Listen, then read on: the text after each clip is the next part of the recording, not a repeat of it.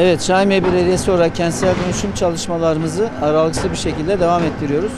Böylelikle hem yeni yollar açıyoruz, ulaşımı rahatlatıyoruz, hem de depreme dayanıksız olan evleri yıkarak onları vatandaşın buralarda riskli yaşam ortamını ortadan kaldırmış oluyoruz. Özellikle şu anda ulaşım noktasında Tüfekçi Yusuf Bulvarı'nın Ahmet Çelebi'ye bağlandığı noktadayız.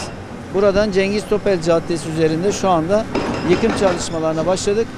Bu yol Tüfekçi Yusuf Bulvarı'ndan gelecek, Özdemir Bey'den, Kılıncaoğlu'ndan, Aydınbaba'dan ve İsmet Paşa Mahallesi'nden geçerek Boğaziçi Bulvarı'na bağlanacak. Ve Boğaziçi Bulvarı ile birlikte şehir içerisinde yeni bir ring oluşturmuş oluyoruz.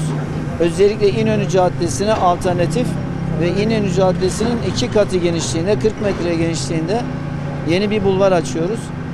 Bu gerçekten Şahin Bey'in merkez trafiğini çok ciddi anlamda rahatlatmış olacak. Gördüğünüz gibi evleri kamulaştırdık. Şu anda yıkım çalışmalarımız hızlı bir şekilde devam ediyor.